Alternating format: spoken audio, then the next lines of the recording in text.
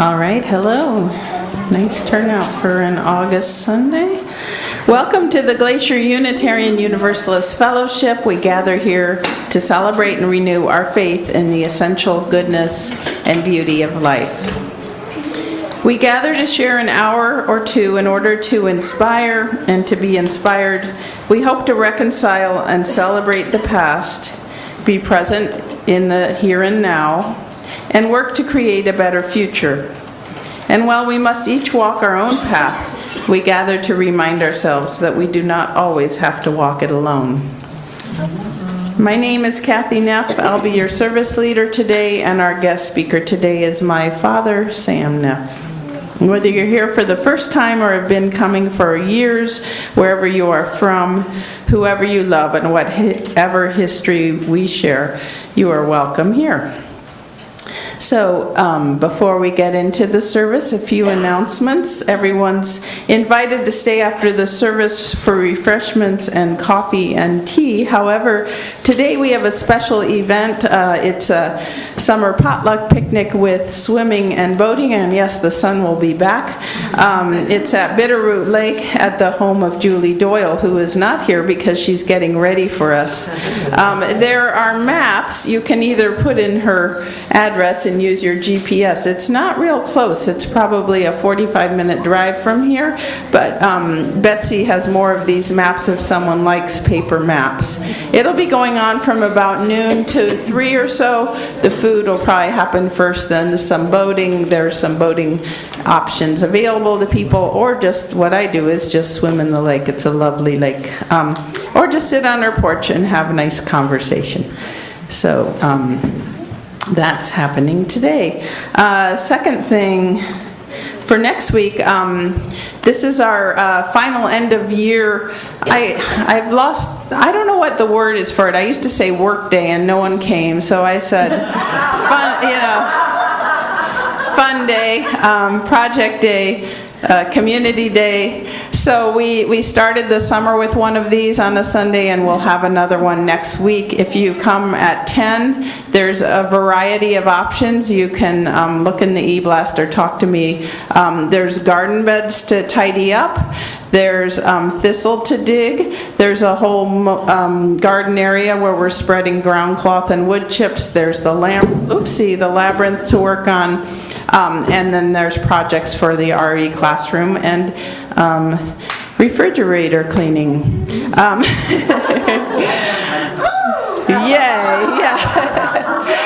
So we try to do these things at least a couple times a year, and it'll be nice to start our September programming with a tidied up grounds and building. And please show up, even if you have no idea what you can help with, because we can find a job for everyone. We'll share a potluck lunch after. Somewhere either before, during, or after that, the book group is meeting, and they are discussing Mary Oliver's poetry book called Upstream. And Dan Konstam, who's on the piano, will be leading that. Finally, from the social action team, we just want to let folks know we are actually starting our Share the Plate offerings early. Today we'll hear, after my dad's service, from Elena Martinez about the Glacier Montessori School, which has moved. You might notice things are a little different in a few of the areas here, and her new place is amazing. I was lucky to get to see it about a week ago. So we'll hear from her, and we're going to be doing today's Share the Plate as a donation to Glacier Montessori and all their work with young people. It's a bilingual preschool. It's very unusual and special. Is that everything everyone gave me? I think so. Okay. And I'm going to go ahead and invite my father up to read a chalice lighting, and Nora will light the chalice for us.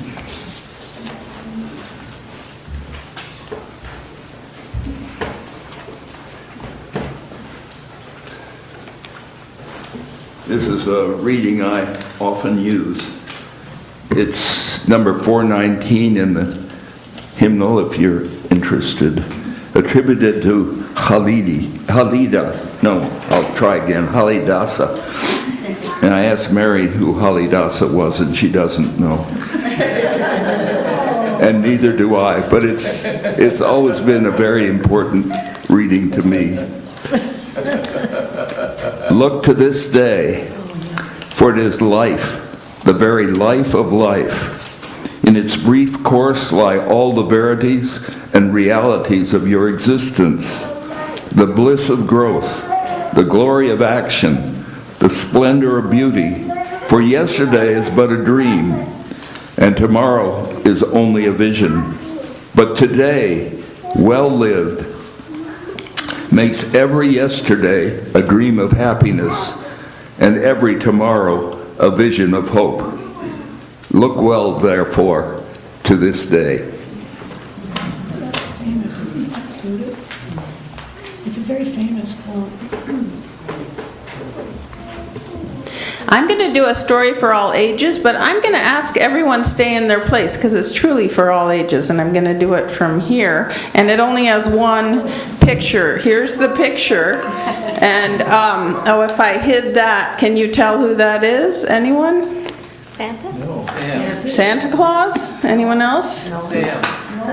Noah. It's Noah. Okay. So, who knows the story of Noah and the ark? All right. Who knows? Is it in the Old or New Testament in the Christian Bible? Who knows that? Okay, I'm guessing old too. How old was Noah when all this happened?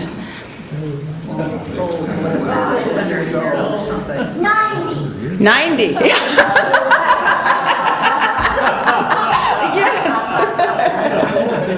He might have actually been like 600, but I think let's say he was 90. I don't believe 600. Yeah, 90. And then we got to tie it in. Great. Who said that? Oh, that was Cindy. Okay. Yeah, that was perfect. Okay. So I love this book. It's written by someone named Christopher Buse, who went to Earlham School of Religion. I grew up in Richmond, Indiana, where ESR is, and my dad taught at Earlham College, so I always feel a little connected. And he has a lovely way of taking a story that we kind of know and rearranging it a little bit. And here's the story of Noah. Noah was an old man who loved to dance and sing and play accordion and to I just added that bit. And to make things with his hands. He loved to make mud pies and other things. Noah loved to do these things because he felt closest to the Creator when he was being creative himself. And the people in Noah's village thought he was a fool. "Why do you waste your time dancing and singing and making mud pies?" they asked. And Noah responded, "Because it gives me joy." One day, the people saw Noah was doing something even stranger than usual. He was building an ark. "Noah, why do you waste your time building an ark when there's no water for miles around?" And Noah responded, "Because it gives me joy." You guys can say that with me if you want. On another day, the people saw Noah collecting 2 of every kind of animal and putting them into his ark. They thought Noah had really lost his marbles this time. "Noah, why do you waste your time collecting 2 of every animal?" And once again, Noah said, "Because it gives me joy." Finally, one day, it started to rain. Noah gathered his family together and they all got on board the ark. It rained so hard and for so long that the whole earth was covered with water. As Noah looked out the window of the ark, one of his children came and stood beside him. "Dad, did you know this flood was coming?" the little girl asked her father. Noah was quiet for a moment and then he said, "Not exactly, but I have this theory about life. Life can get pretty tough. Sometimes it can be hard to make it through the day. But if you can do something creative, then you will know joy. Rain can fall down and floodwaters rise. But the things that give you joy will make sure you are prepared and help keep you afloat."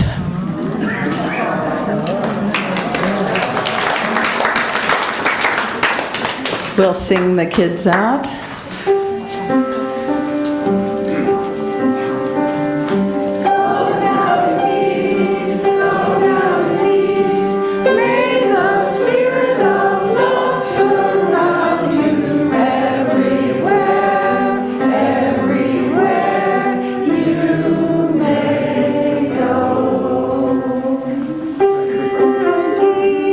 Go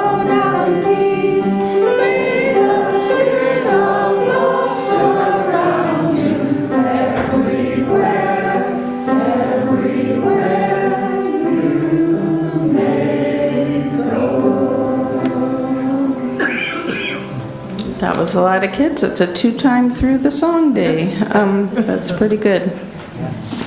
Now's the time in the service where we will share the joys and sorrows of our lives. If you would like to, please come up and light a candle, and you can use the microphone to openly share or hold your thoughts quietly in your heart. We'll listen respectfully and lovingly, and let us now share our joys and sorrows.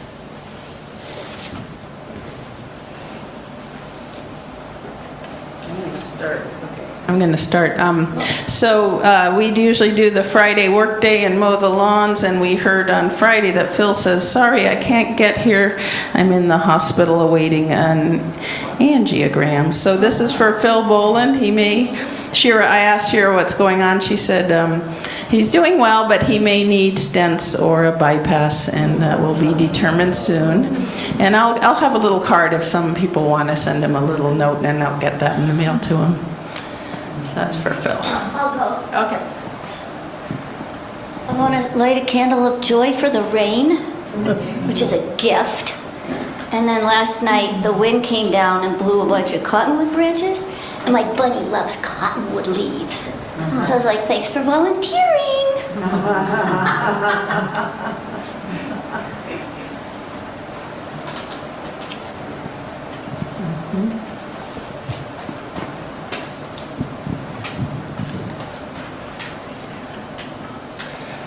This candle is for my son Clayton, who is in Denver. He's having some very severe COPD issues, and he's in the best hospital in the West for it, and it's a Jewish hospital in Denver. So I'm wishing him well. He has family there visiting.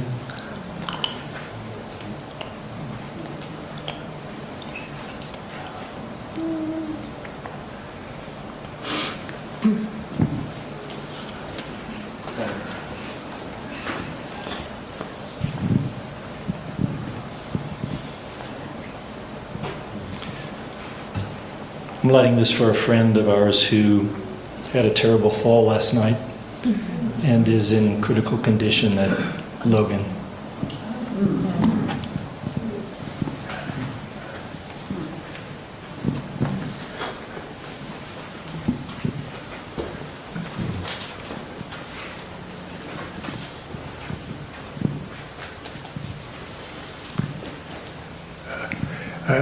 I have a roommate in college, and we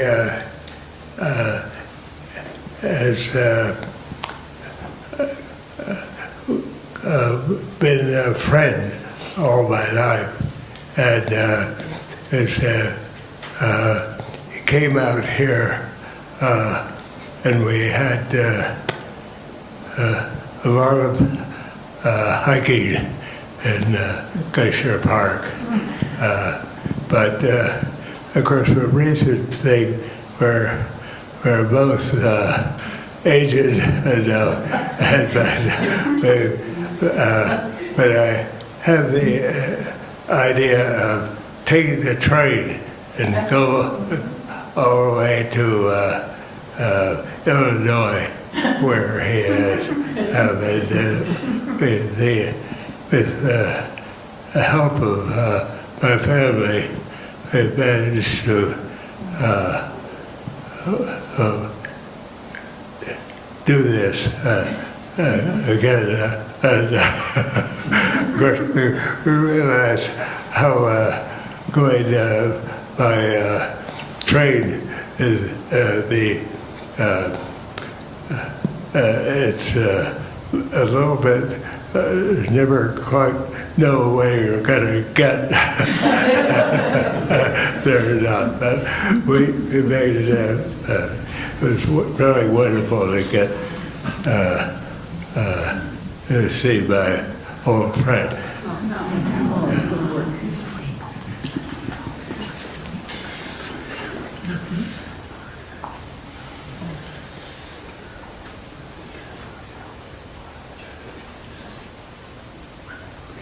What's his name?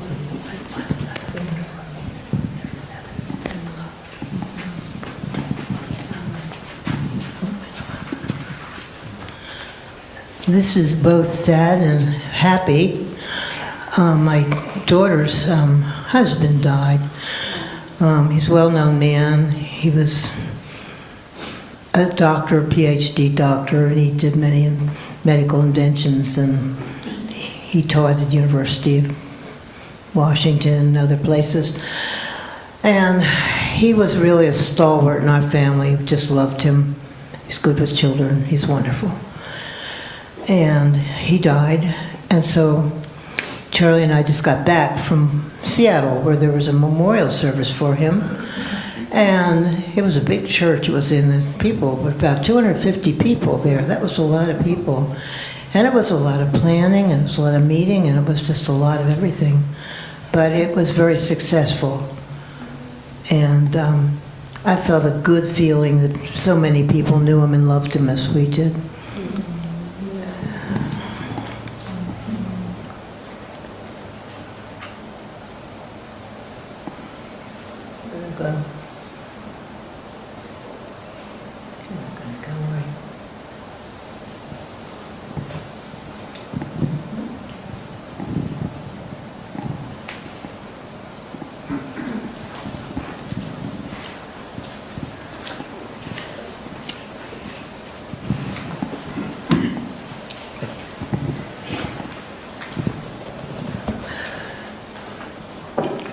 I'm going to light a candle this morning for my friend Cyan Martin, who is going to undergo major heart surgery tomorrow.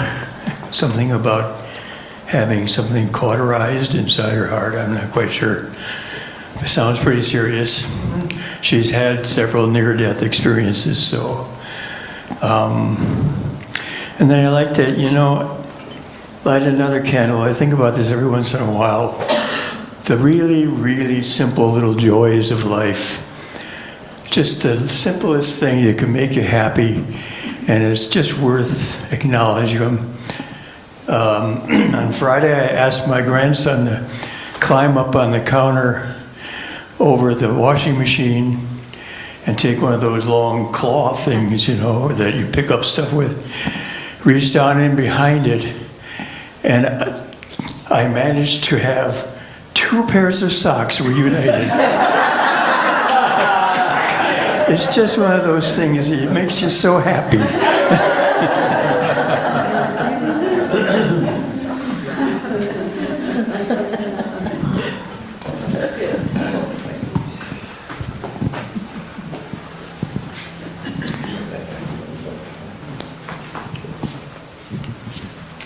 I want to light a candle of joy.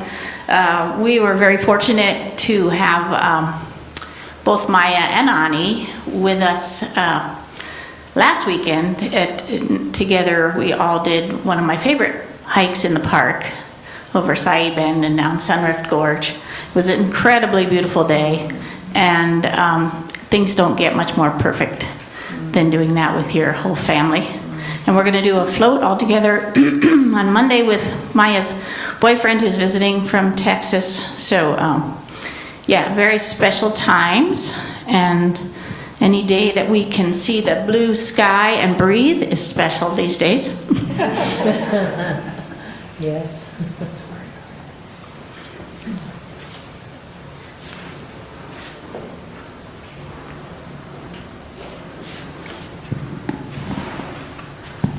Hello.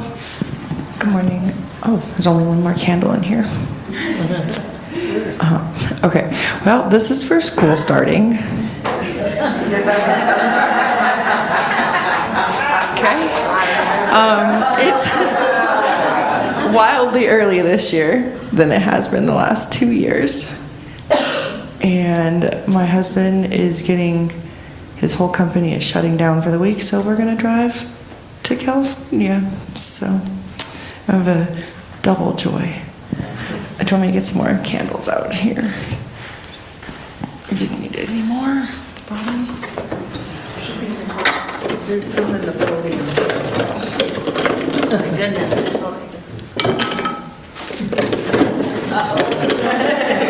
There you go. There's plenty now. My goodness, I just want to light one for the Fellowship Council and Committee workshop yesterday, which I'm just really grateful to have been a part of and feel excited about everything. Thank you, big thank you to Carol and Kathy for making that happen. Thanks for mentioning that. Well, there is a candle for our last joys and sorrows that we have kept in our heart.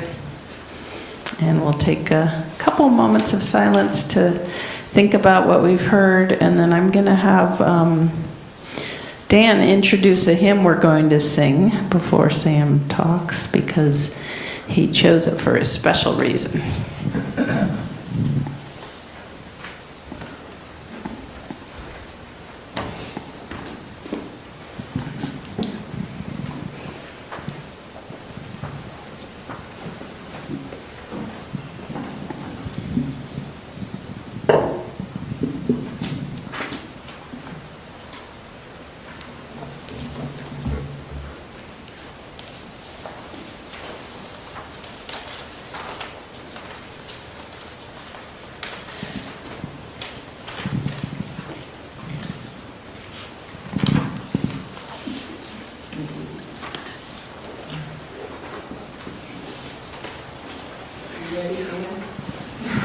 Yeah. Okay. This is a special hymn. This is number 90, From All the Fret and Fever of the Day. Somebody liked this hymn so much it's in the hymn book twice. I think with different names. If you have a hymn book, I just want to read the verses. They're up on the wall. Okay. From all the fret and fever of the day, let there be moments when we turn away, and deaf to all confusing outer din, intently listen for the voice within. In quietness and solitude we find the soundless wisdom of the deeper mind, and that's what we're doing today. With clear harmonious purpose, let us then bring richer meaning to the world again. And I chose this hymn because I would play this often after a hard day of being a librarian. And the reason why librarianship is kind of hard is a very informal kind of catch-can kind of existence. And it's actually quite close to Unitarianism. But it's a beautiful hymn, and I wanted to share it with you today. It's a melody we know. Yeah, there's other hymns to the same melody. So if you wish to stand, we'll stand and sing our 2-verse hymn, From All the Fret and Fever of the Day. It's in.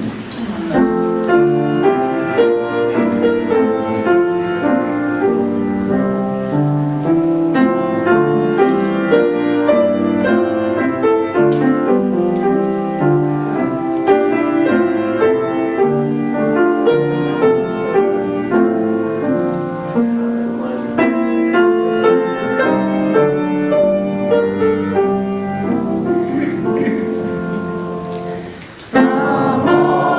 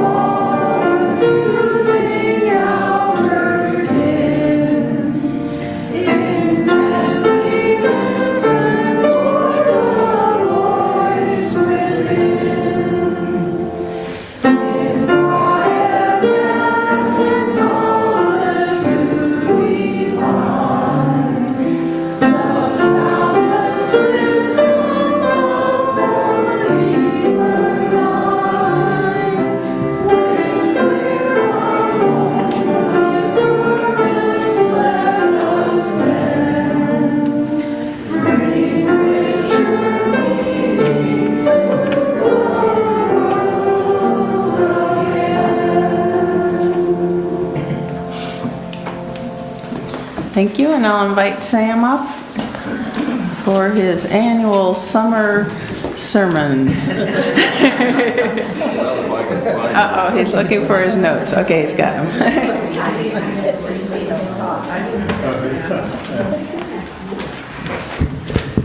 Well, I think what I've learned is probably what most of you learned, so I'll try and be short so I don't bore you too much. Anyway, so what I've learned in 90 years, this is something that Mike and I have pretty much agreed on. You make at least two important choices very early in life. First, you choose the right parents. And second, you choose the right year to be born. For Mike and I, that year mine was 36. I think he snuck into some other year, I think. So why was it valuable to be born in 1936? Well, I was too young for World War II, too young for Korea, too old for Vietnam, too young for computers and calculators, and a little bit wise when rock and roll hit the scene.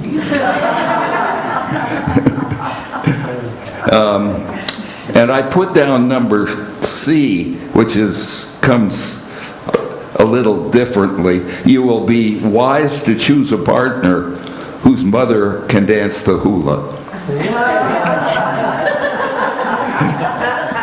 Now, I was supposed to have a picture of my mother-in-law dancing the hula, but I'm so inept with the modern days of transferring information that it never got here.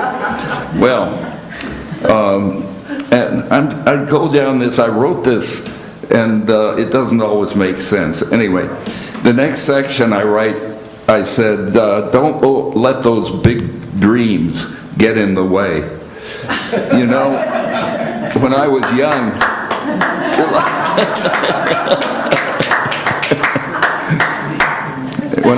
I was full of big dreams. I wanted to live to the year 2000. That was important. And I thought I could be president, and then I found out that I couldn't be president because I was born in Mexico. So I had to go on to other things.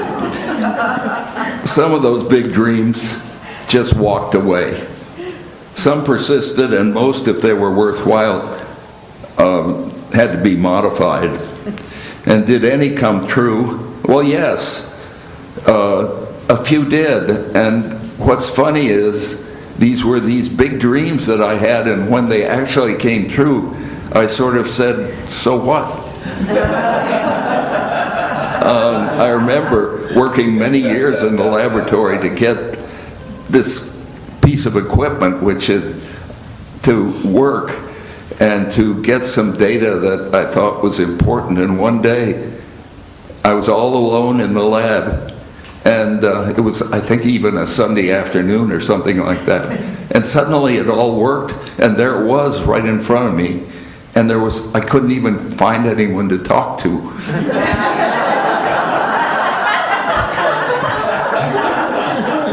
Anyway, but the most satisfying and amazing dreams were the ones that I didn't know I had, and they did come true. But my life's direction was somewhat determined by big dreams or intellectual occurrences, but it was mostly little events. The big events were a couple of epiphanies I had, one in high school when I started studying physics, the other in college when I started studying calculus. And I won't bother you with the details of why these were epiphanies, but they were very important, and I did determine at that point to go on and become a physics teacher and to study it, and I enjoyed it all the time. But that took up some of my time. But there were other little events. There's a fellow, I was working out at China Lake at naval laboratory out in the middle of the California desert, and there was nothing to do in the evenings. They did have a big community hall, and I'd seen some advertisements for folk dancing. I walked by and was watching what was happening, and a friend of mine from the lab walked by and said, "Come on in, Sam, you'll enjoy it." You know, that doesn't sound like anything very big. Well, I got sort of addicted to folk dancing, and about 6 months later, it was a hombo lesson. You know, someday you'll know what a hombo is. There were 7 couples that were already linked up, one tall, dark-haired girl, young woman, and yeah, I should say that. And so we danced together, and it was really fun. And then we met at other folk dances, and we'd walk home together. Actually, we walked down the street, Linnaean Street, where Kirk lived for part of his life in Cambridge. But we would walk down, because what else could you do? And it didn't matter, because she was too tall and I was too young. Nothing's going to work. Well, I could go through all the details. We were engaged just a year after that folk dance. So what Jim Waddingham did changed my life completely. And he never even knew it. Anyway, but there are other things.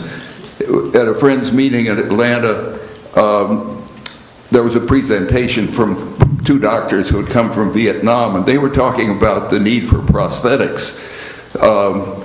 And it made an offhand remark about there being many mixed-race children in Vietnam who really had no home because they weren't accepted by the Vietnamese society, and the Americans, who were usually the fathers, didn't care.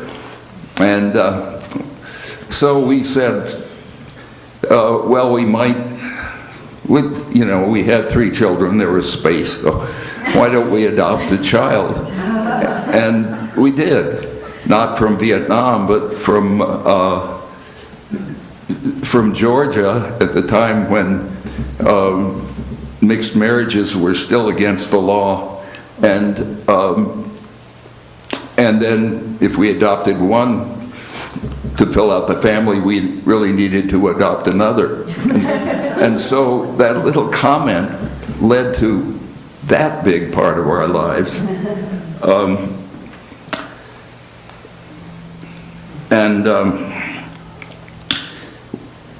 Later on, when we were living in Indiana, our son Paul walked by, or drove, I guess he was riding his bicycle. He saw a sign for a farm, 63 acres, that was for sale, and he came in and said, we really had to buy that. Oh, we didn't need a 63-acre farm. So we made a ridiculous offer on it, and it was accepted. And so I still go out to that land. It's called that it wasn't very good for crops. We planted a forest on the 20 acres that were open and had a forest on the other 40 acres, and that is now turned into something called the Neff Woods in Wayne County, Indiana. So just that little comment from Paul made a big difference. So our life has been, when you figure out that the minutes and hours of my life, it's been more determined by these little things that I never expected would happen. And so I guess that's a little bit of advice to me. Watch out for those little things. Well, the next comment I have to myself is how time plays tricks on you. And as you get older, the way time works really changes. No matter how old you are, no matter what you know to be true with regard to life and expectancy and things like that, time in the forward direction is always infinite. I make plans that are long-term, and yet I know if I look at the tables, 6 years, I'll be lucky, 6 more years. But I don't, that's never part of my mind. The time that's passed plays tricks on you. The example I had here was that in 1930, a composer named Al Hoffman wrote a song called Heartaches. Maybe some of you know it.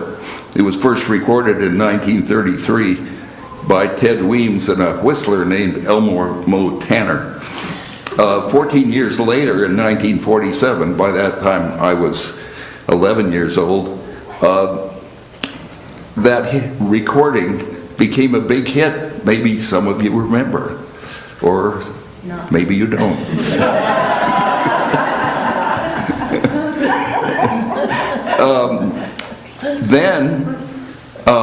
So I remember being in a discussion with a friend of mine, and I said, well, Heartaches was done by Ted Weems in 1933, and it was a big hit when I was pretty young. And he said, oh no, it was done by Patsy Cline. And so for him, it was a modern version, and for me, Patsy Cline sounded pretty modern. So I looked it up and said that she actually recorded it in 1962, which was 54 years ago. And that's the modern version. But the old version is the one that I thought was really old when I was 11 years old, when it was done in 1933, just 14 years before that. That's just, it's an example of the way in which the time in the past seems to get all kaleidoscoped or pulled together in a way that that we see it, but we don't recognize it accurately as we should. And so I guess that's just one more thing.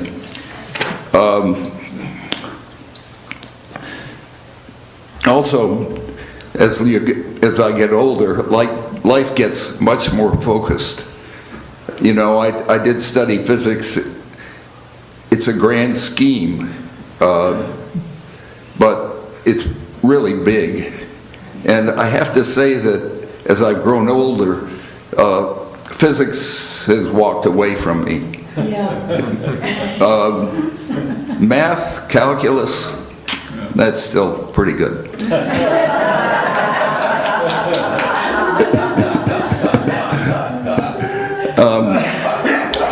But life gets focused, and now it's small events that become important. And just like standing here now in front of you behind this microphone, and playing the accordion on Fridays. I never thought I'd play the accordion on Fridays when I was growing up,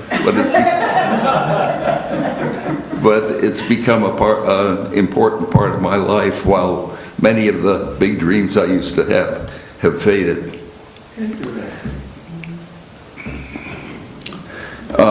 I have a few things to say which have some bit of advice with them, in them. There are points in your life when you get credit when either it is really insignificant or you really don't deserve anything. But my advice is take credit anyway.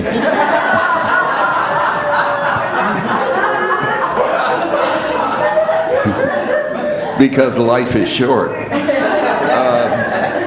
So I'll give you the examples. I played football with Chris Christopherson. That doesn't have a thing to do with him becoming a great songwriter, but I knew him well. I was at summer camp, and sort of the artist in residence was a young woman from the South who had just was starting out on her career. Her name was Odetta, and later, and so I take credit whenever I see. And I did shake hands with Martin Luther King once, and I'm sure he doesn't remember it, or he never remembered it, and but it happened.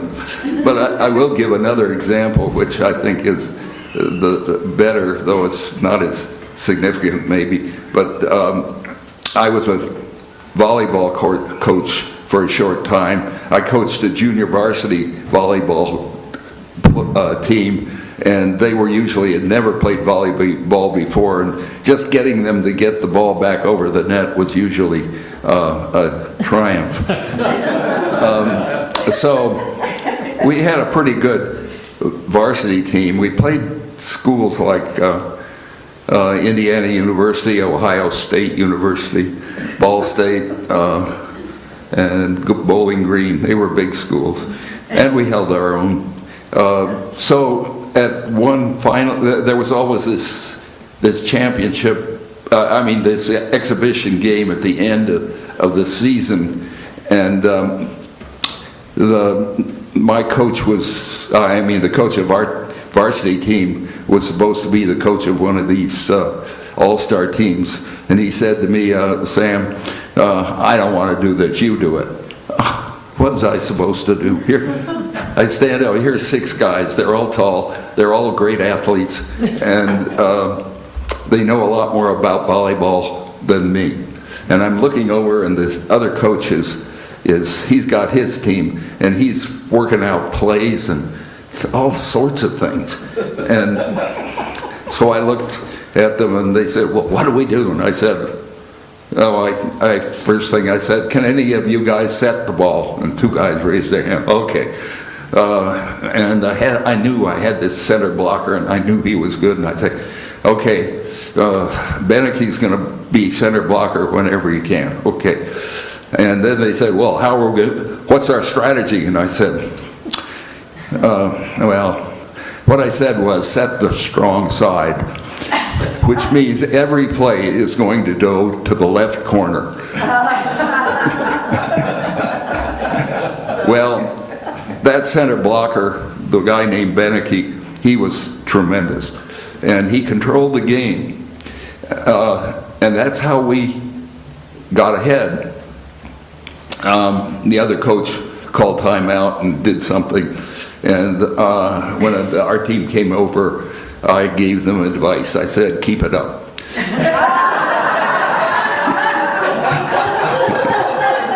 Later our team was daydreaming a little, so I called timeout, and they came back, and I said, play better. And we won. My team won. But the funny thing I remember was sitting on the bench about 2/3 of the way through the second game, and I knew we were going to win. And I was sitting there watching these guys play beautiful volleyball and saying, I did it.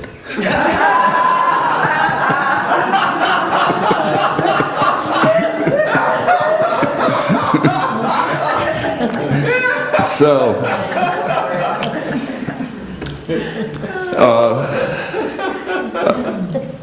I had 2 other things to say.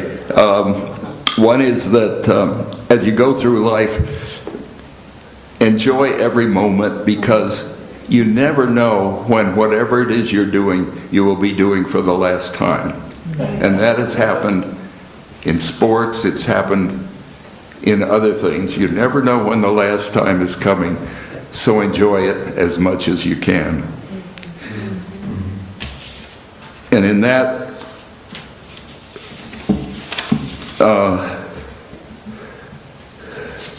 I do have this that I say that don't forget that giving is good, and try to put yourself in the other person's shoes. It's something as a selfish little younger brother, I've never been very good at. But I've always been good whenever I do it. And I think that's one of the true, that's the basic point of a good life. And in terms of the idea that you never know when something's going to happen for the last time, I'm going to reread, to finish my talk, reread Holly Dasa's statement. Look to this day, for it is life, the very life of life.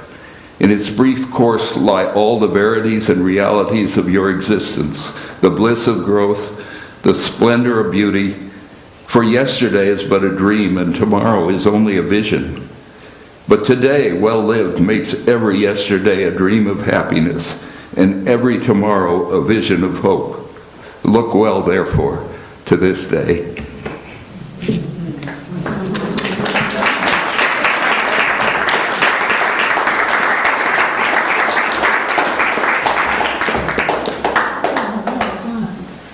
He said he thought he was losing his touch.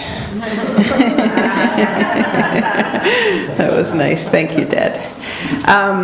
So we're going to do an offering, and this is a share the plate. So all the money that's received will go to Glacier Montessori. If you happen to bring a checkbook, you can write a check directly to Glacier Montessori. Also, if you forgot to bring any money, if you want to go to our website, and on the front page, either on your phone or your computer, there is a place to donate. Just press that word that says click here, and then it will ask you if it's a pledge, a weekly offering, or a share the plate, and you can go to share the plate, and Rob Norheim will collect that money this month and get it to Glacier Montessori. So that's also for the future, because I think less and less of us carry cash or checkbooks around.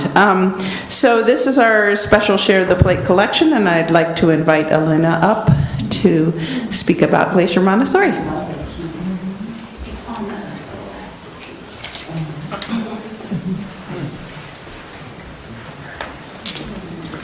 Thanks, Kathy. This is kind of an ending of a chapter and a beginning of a new chapter for us. So, those of you who don't know me, my name is Elena Martinez. I'm the founder of Glacier Montessori. We're the only bilingual Spanish-English Montessori school in Kalispell. We are the only sliding scale tuition Montessori school that I know of in Montana, where we have a full sliding scale. We employ people from other countries. We have multiple families who are also from other countries that we support in many ways. And we've had an amazing journey. I wanted to come up here really and just give a very heartfelt thank you. As I look around the room, I see many friends, supporters, people who've come and volunteered, read to our children, have just spoken kind words to me, financially helped support us, and I really cannot say thank you enough to this community. Many of you have become very close friends and allies to Glacier Montessori, and I can 100% say that we would not be where we are today if it wasn't for this community. You said yes to our school when we asked over a dozen other churches if we could have a home in their building. Everybody either didn't respond or just said no. This was the only place that actually said yes, and not only just said yes, but then supported us. And I want to say a very special thank you to Betsy. She was one of our first board members. She has come and volunteered for our reading program, and she has been a huge advocate to our school. So Betsy, I cannot thank you enough. We love you so much. So I really, obviously, I love this community, and your kind words, support, and the ways you guys have given it has really helped us to be there for children in a really special way. We are a very unique school. We're really one of a kind, and we're continuing to grow. So we got, this is our last month here officially, and we are moving to a new building on First Avenue East. You'll see a photo there. This is our new place. It's right by the courthouse, and it's absolutely beautiful. And, thanks to Guff giving us the time. We've been here for 5 years now. We've been here for many years. So, with that time, we've really been able to find the perfect new school building for us. And I want to open the invitation if you feel like you can't financially help today, but you still want to be involved in our school. We are always looking for volunteers, board members, any of those things to continue to grow and be still connected. So if that's something that interests you, please reach out to me. So thank you so much, each and every one of you. Really, I feel very emotional because I really am so thankful and grateful for all of you in this community. So thank you so much.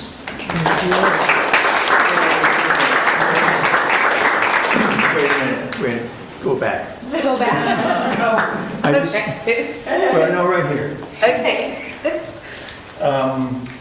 The sun is kind of wet and dreary out right now.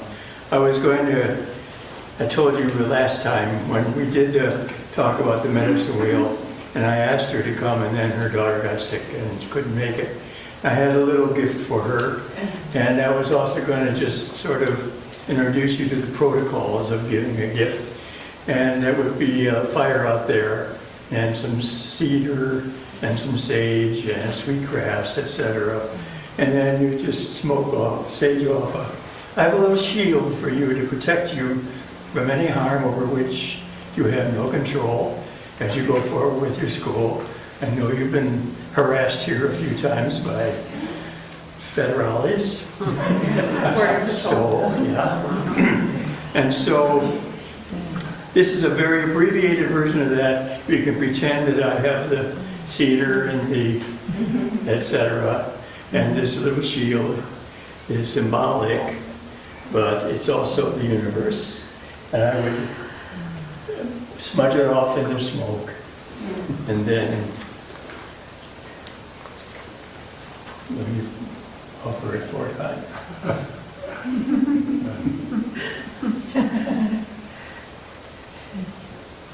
Bless you.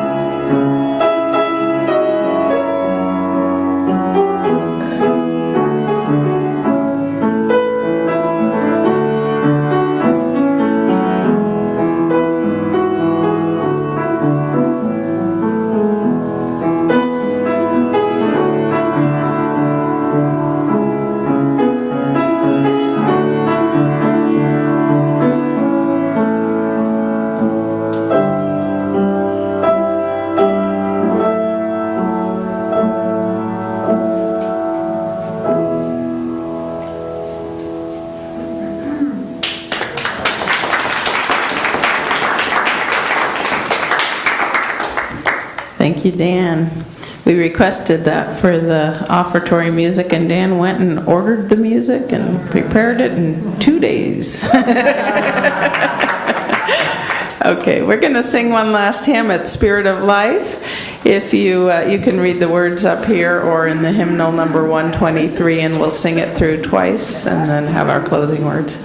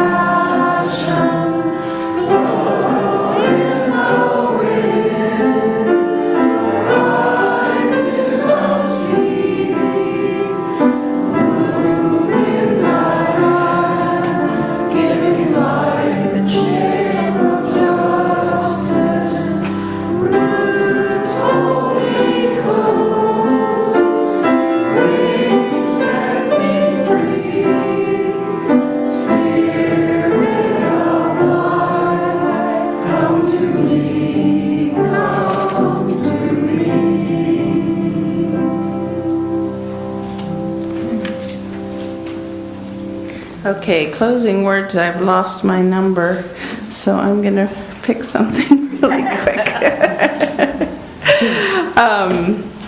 Gosh, what was that number? 595? Let's see. 695. Okay, thank you. He's got the piece of paper. Okay. Sorry. All right, there it was.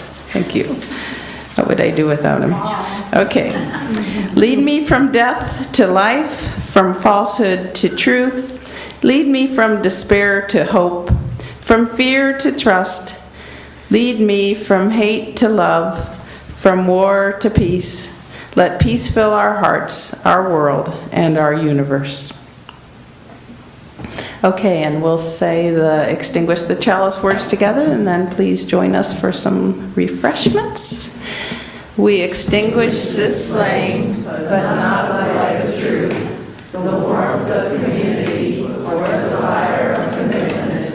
These we carry in our hearts until we are together again. Wow. Happy birthday. All right, thank you, everyone. Thank you, Kathy.